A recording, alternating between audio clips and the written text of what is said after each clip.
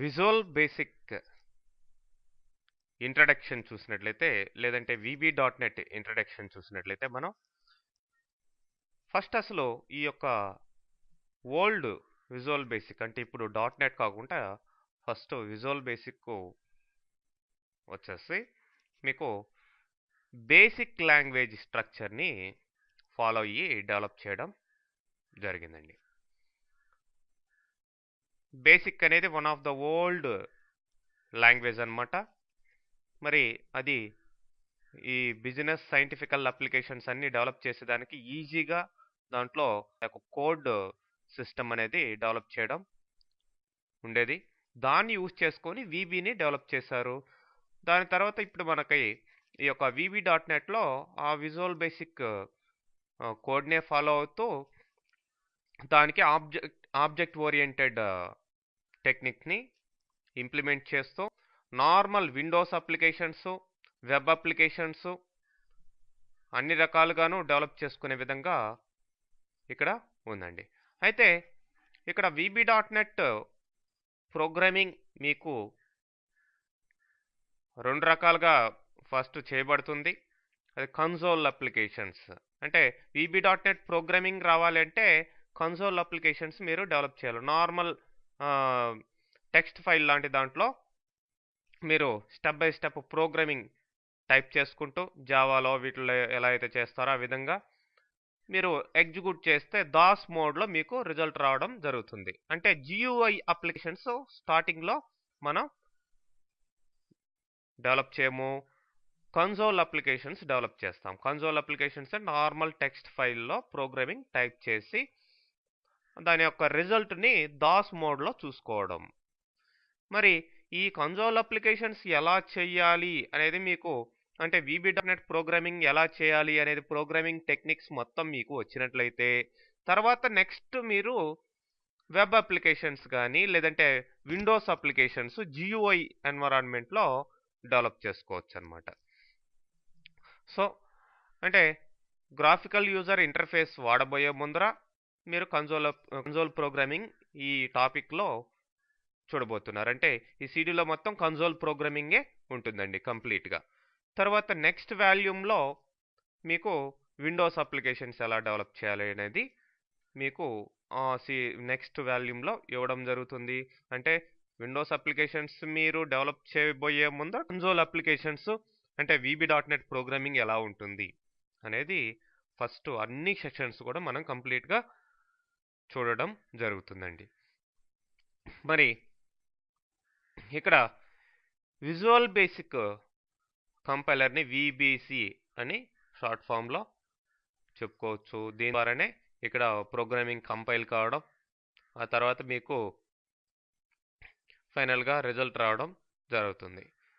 మరి ఈ యొక్క కన్సోల్ అప్లికేషన్స్ ఫస్ట్ క్రియేట్ చేయాలి అంటే మీరు ఇట్లా స్టార్ట్ చేయండి. స్టార్ట్ చేసిన తర్వాత ఇక్కడ విజువల్ స్టూడియో 2008 వర్షన్ ఉంది. విజువల్ స్టూడియో 2008 వర్షన్లో మీకు VB అనే కాదు అన్నీ కూడా ఇంటిగ్రేట్ అయి ఉంటాయి కదా మొత్తం. అంటే C# ఇట్లాంటివంతా కూడా కలిసి ఉంటాయి.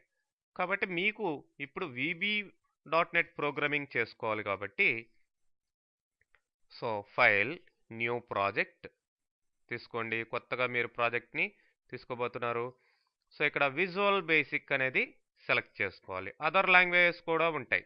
మీకు స్టార్టింగ్లో ఇన్స్టలేషన్ అయ్యి first time visual studio start చేయబోయే ముందరే అడుగుతుంది ఏది మీకు ప్రిఫరబుల్ లాంగ్వేజ్ విజువల్ బేసిక్ అంటే స్టార్టింగ్లో ఫ్రీక్వెంట్గా ఏది వాడబోతున్నారు అనేది. నేను ఆల్రెడీ విజువల్ బేసిక్ సెలెక్ట్ చేస్తున్నాను కాబట్టి ఇంతకు ముందరే ఇదే స్టార్టింగ్లో వచ్చింది. మిగతా ఏదన్నా కావాలంటే కూడా ఇక్కడ మీరు మార్చుకోవచ్చండి. అదర్ లాంగ్వేజెస్ C# అయితే C# లేదంటే విజువల్ C++ అయితే విజువల్ C++ సెలెక్ట్ చేసుకోవాలి. ఎందుకు .NET అనేది వీటి అన్నిటి యొక్క కాంబినేషనే.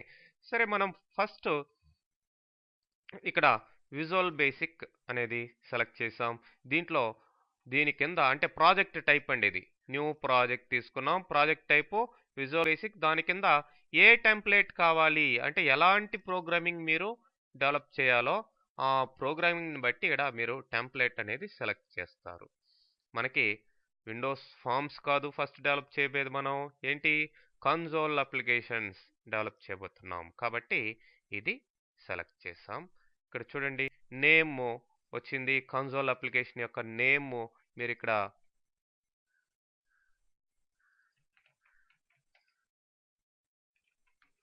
ఏదో ఫస్ట్ పిఆర్జీ అని ఇవ్వడం జరిగింది. ఓకే ప్రెస్ చేసాం. చూడండి ఇంకా ఫస్ట్ పిఆర్జీ అనే టైటిల్ కూడా రావడం జరిగింది. బై డిఫాల్ట్ ఇట్లా మీకు ఈ ఎన్విరాన్మెంట్ కనిపిస్తుంది. మరి ఇవి ఏంటి అనేది మళ్ళీ వద్దాం ఒకసారి. అంటే ఫస్ట్ మనం ఒక ప్రాజెక్ట్ని స్టార్ట్ చేయడం జరిగింది, ఇంకా ప్రోగ్రామింగ్ మొదలు పెట్టలేదు. దాని ముందర కొన్ని తెలుసుకొని వెళ్దాం. మరి మీరు స్టార్ట్ చేసిన ప్రోగ్రామ్కి జనరల్గా ఎక్స్టెన్షన్ .vb అని వస్తుంది మీరు సేవ్ చేస్తే. ఓకే, .vb అనేది vb.net యొక్క ఎక్స్టెన్షన్ అండి. మరి ఇక్కడ ప్రోగ్రామింగ్ మొత్తం కూడా మాడ్యూల్స్గా డివైడ్ చేయబడి ఉంటుంది. మీరు ఒక సెక్షన్ స్టార్ట్ చేశారు అంటే ఆ సెక్షన్నే మీరు మాడ్యూల్ అని చెప్పుకోవచ్చు. ఇది మాడ్యూల్ అనే కీవర్డ్ తోటి ఎట్లా ఉంటుంది, మాడ్యూల్ పేరేంటి, ఎండ్ మాడ్యూల్ ఇలా ఉంటుందన్నమాట. మాడ్యూల్స్గా డివైడ్ చేయబడి ఉంటుంది మీ యొక్క ప్రోగ్రామింగ్ మొత్తం. మరి ఒక కొత్త మాడ్యూల్ కావాలి అంటే ప్రస్తుతం చూడండి బై డిఫాల్ట్ తనే ఒక మాడ్యూల్ని క్రియేట్ చేయబడింది. మాడ్యూల్ 1 అనేది మాడ్యూల్ యొక్క పేరు, దాని లోపల వేరే సబ్ ప్రోగ్రామ్ అనేది ఉంది, end module name end module. ఈ మధ్యలో మీరు నెంబర్ ఆఫ్ ప్రొసీజర్స్ లేదంటే సబ్ ప్రోగ్రామ్స్ పెట్టుకుంటారు.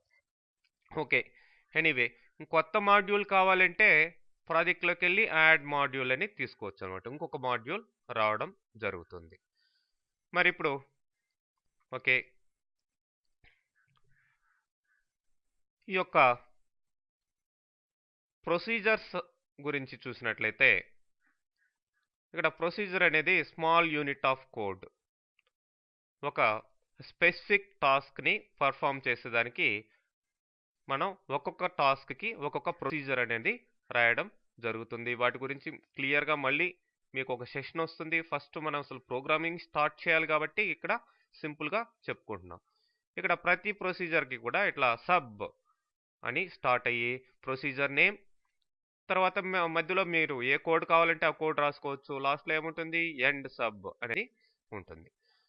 అయితే ఈ విధంగా మీరు స్టార్ట్ చేయగానే ఇట్లా వచ్చింది కదండి, ఆటోమేటిక్గా ఇలా వచ్చింది మాడ్యూల్, ఎండ్ మాడ్యూల్, దాని మధ్యలో ఒక ప్రొసీజర్ రావడం జరిగింది. కంపల్సరీగా ఉండే ప్రొసీజర్ ఏంటంటే కంపల్సరీగా మీ ప్రోగ్రామింగ్లో మెయిన్ అనే ప్రొసీజర్ ఉంటుంది బై డిఫాల్ట్. ఎందుకంటే ఈ మెయిన్లో ఉన్న కోడే మీకు ఫస్ట్ స్టార్ట్ అవుతుంది అన్నమాట. ప్రోగ్రామ్ రన్ చేసినప్పుడు ఈ మెయినే స్టార్ట్ అవుతుంది కాబట్టి మెయిన్ ప్రోగ్రామ్ అనేది మెయిన్ ప్రొసీజర్ అనేది కంపల్సరీగా ఉంటుంది. మీరు ఎక్స్ట్రా సబ్ ప్రొసీజర్స్ మీరు సొంతంగా మీరు పేరు పెట్టుకొని ఈ విధంగా మీరు ఏవైనా సరే రాసుకోవచ్చండి. ఫర్ ఎగ్జాంపుల్ సబ్ XYZ ఒక సబ్ ప్రొసీజర్ పేరు, ఎంటర్ ప్రెస్ చేయగానే ఎండ్ సబ్ అని వచ్చేస్తుంది. అయితే ఇవన్నీ కూడా ఎక్కడ కాల్ చేయబడతాయి, మెయిన్లో కాల్ చేయబడతాయి అనుకుందాం ప్రస్తుతానికి. సరే, ఎనీవే ఇక్కడ మనకి ఒక శాంపిల్ ప్రోగ్రామ్ చేయబోయే ముందర MSG బాక్స్ అనే ప్రొసీజర్ ఉంటుందండి. దీని గురించి డీటెయిల్గా మళ్ళీ చెప్పుకుంటాం. ఏం చేస్తుంది, ఇది మెసేజెస్ని ఇస్తుందండి. MSG బాక్స్ మెసేజెస్ని ఇస్తుంది, దాంతోపాటు బటన్స్ కూడా వస్తాయి. అవన్నీ కూడా క్లియర్గా చెప్పుకుందాం. ఫస్ట్ సింపుల్గా ఒక మెసేజ్ని ఇచ్చేదానికి మన ప్రోగ్రామ్ రెడీ చేసుకుందాం. ఓకే, ఇప్పుడు ఆల్రెడీ ఇక్కడ మన ప్రోగ్రామ్ స్టార్ట్ అయింది. నేను మెయిన్ కింద MSG బాక్స్ అని ఇస్తున్నాను. స్పేస్ ఇవ్వగానే ఆటోమేటిక్గా సెలెక్ట్ అవుతుంది. మీరు విత్ ఇన్ కొటేషన్స్లో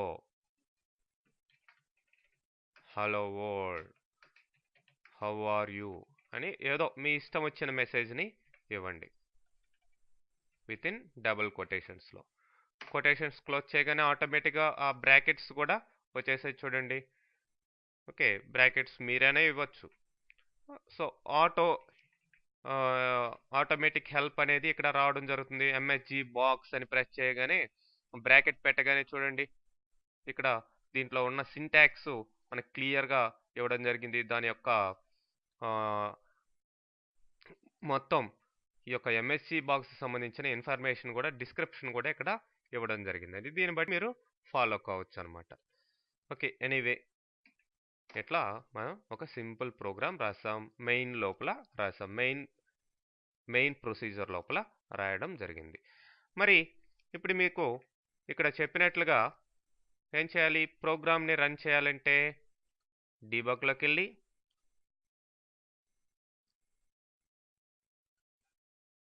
ఇక్కడ మీకు F5 అని ప్రెస్ చేసిన చూడండి,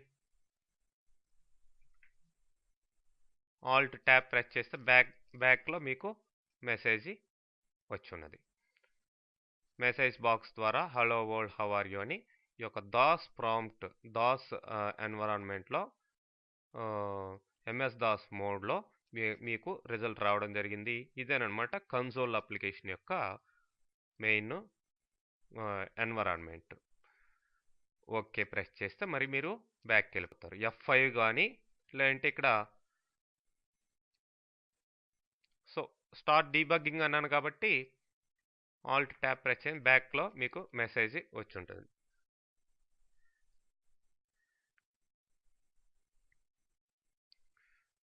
ఓకే, అట్లనే మీకు ఇక్కడ స్టార్ట్ వితౌట్ డీబగ్గింగ్ ఆప్షన్ కూడా ఉంటుంది. అలా వితౌట్ డీబగ్గింగ్ అన్నప్పుడు ఫస్ట్ మీకు ఇట్లా డైరెక్ట్గా టాప్లో రిజల్ట్ వచ్చి తర్వాత DOS environment press any key to continue ఇట్లా కనబడుతుంది అన్నమాట. ఓకే, ఎనీవే ఈ విధంగా మనం ఫస్ట్ ప్రోగ్రామ్ చేయడం జరిగింది. ఇక్కడ చూడండి, మీ యొక్క ప్రోగ్రామ్కి సంబంధించిన ఇన్ఫర్మేషన్ సొల్యూషన్ ఎక్స్ప్లోరర్ అని ఉంటుంది. Ctrl+R ప్రెస్ చేస్తే వస్తుంది solution is the collection of projects. Collection of projects కింద ఈ ఫైల్స్, ఈ మాడ్యూల్స్ ఇట్లాంటివంతా కూడా ఉంటాయి. చూడండి, ఎక్స్టెన్షన్ ఏమొచ్చింది? .vb అని వచ్చింది. మీరు దీన్ని సేవ్ చేసుకోవచ్చు అనమాట. లేదంటే సేవ్ యాజ్ అంటే ఇంకొక పేరుతో కూడా సేవ్ చేసుకోవచ్చు.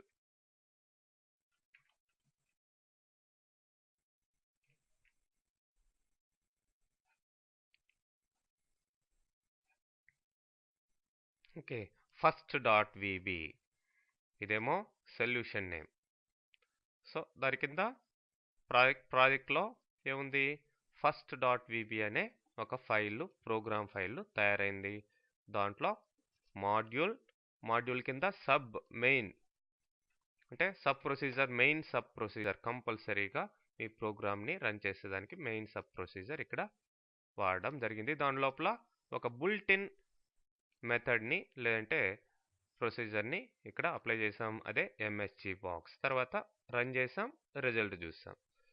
ఓకే, ఈ విధంగా మీరు ఈ కన్సోల్ అప్లికేషన్ని డెవలప్ చేసుకోవచ్చు. ఇక కొత్తది కావాలి అంటే మీరు మళ్ళీ ఫైల్, న్యూ ప్రాజెక్ట్, లేదంటే ఇంకొక మాడ్యూల్ కావాలంటే ఇదే ప్రాజెక్ట్లో యాడ్ మాడ్యూల్. సో ఇక్కడ చూడండి, మాడ్యూల్ 2.vb ఇక్కడే పేరు ఇప్పుడే ఇచ్చేయచ్చు, సెకండ్ అని ఇస్తున్నాను. యాడ్ చూడండి, ఫస్ట్ సెకండ్ ఎక్స్ప్లోరర్లో ఫస్ట్లోకి కావాలంటే ఫస్ట్లో డబుల్ క్లిక్ చేయండి, లేదంటే సెకండ్ కావాలంటే సెకండ్ మీద డబుల్ క్లిక్ చేయండి. ఇక్కడ కూడా వచ్చున్నది మీకు ట్యాబ్లో ఫస్ట్, సెకండ్ ఇట్లా అనమాట. సరే, మీరు ఇప్పుడు మళ్ళీ మాడ్యూల్ సెకండ్ అని రావడం జరిగింది, అండ్ మాడ్యూల్. ఇప్పుడు మీరు దీంట్లో మళ్ళీ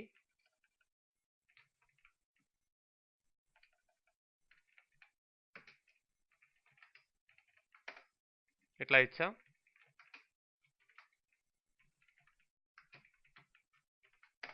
ఓకే, ఒక మెసేజ్ ఇచ్చాను. ఇప్పుడు రన్ చేస్తాం. ఏమొచ్చింది? ఫస్ట్ మాడ్యూల్ యొక్క రిజల్టే రావడం జరిగింది, సెకండ్ మాడ్యూల్ రిజల్ట్ రాలేదు. మరి సెకండ్ మాడ్యూల్ రన్ కావాలి అంటే ప్రాజెక్ట్లోకి వెళ్ళండి. ఇక్కడ